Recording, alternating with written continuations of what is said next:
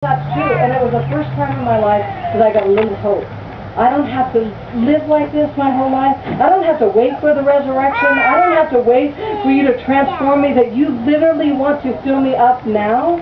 And I mean, a little hope. But then I look at Brad, he's not even a Christian. Brad, guess what God just showed me? He's like, oh, we're going to talk about religion the whole day. And so, I mean, it was a really tough time.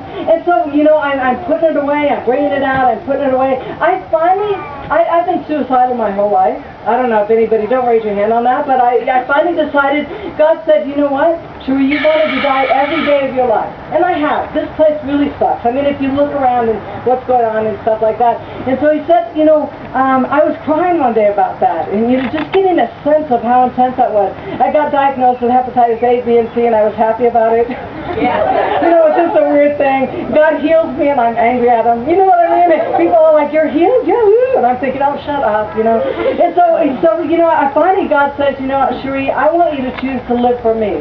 Put all your stuff aside, all your pain aside, everything aside, and just for this last little bit of time, just live for me. Let it not be about you at all.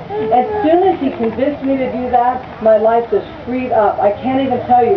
When God talks about surrender and literally bringing it to him and saying, you know what, I surrender to you, the reason he talks so much about that is because we're in such bondage. And it breaks his heart to know that I could free you, every part of you, and you don't even know it, and you don't trust me enough to do it. And it's like, I finally start surrendering that, and I start believing that, and he starts working on me. I was lying and manipulating and all that kind of stuff, and then he saves Brad. He saves Brad. But when you have a husband in your life that is saved and his heart starts opening up to God and opening up to you, all of a sudden, for the first time in my life, I realized, you know what? I think I'm actually going to be loved here. Here. I'm going to be safe here. And it was just the most amazing thing. And I'm going to come back, because I know we're running out of time. I'm going to come back and talk to you about that. But what was amazing to me is the gospel cannot be the gospel until we get that. That we are not to live in bondage here until he comes.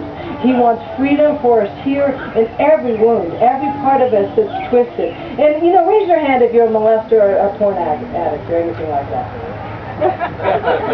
I love doing that. It's like even that junk.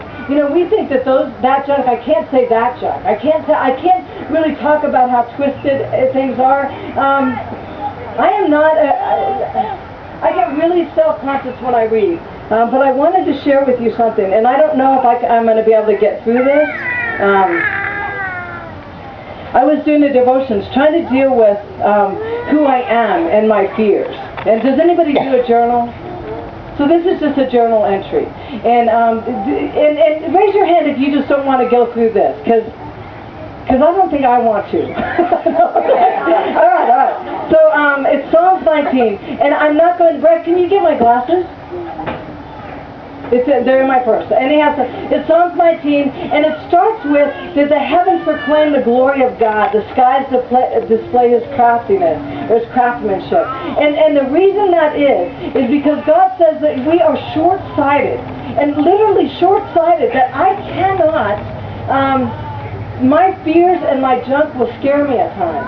I just got done with an Adventist high school, and the kid was crying. She's having a hard time. She said she can't go to biology class.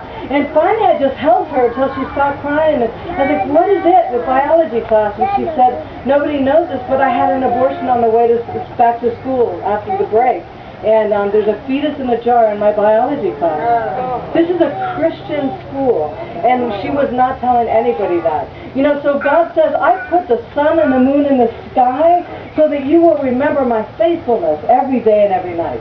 Because you need to remember that. You have so much stuff that when you literally start trusting me and you start allowing that stuff to kind of come to the surface and just get cleaned out, it is going to be painful, and you're going to have to look at the sun and the moon. You're going to have to know that I am faithful every minute during this process.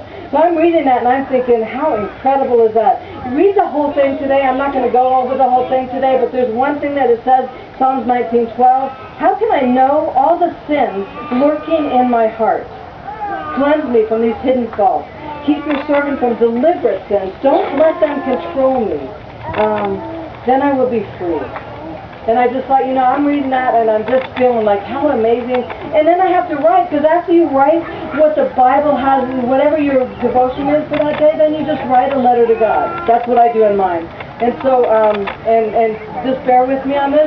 And if this changes your opinion about me, too bad, but it actually endeared me to God's heart more, I think.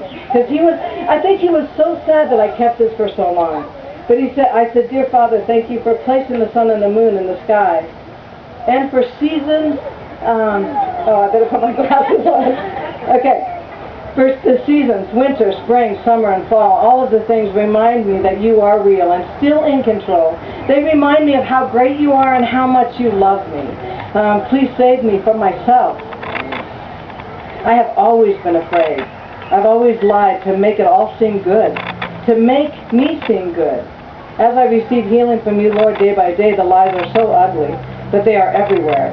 I don't know how to make it right. I don't know how to get out from underneath them. I feel sometimes that these lies will bury me alive and also hurt those that I love. As I read Psalms 19, I realize that you are the only hope, and that's why the sun and the moon were placed in the sky, so that I would remember and know that. I am beginning to see how the enemy has set a trap for me. With my insecurities, with my pride, with my ego, with these lies, and I see the trap starting to close.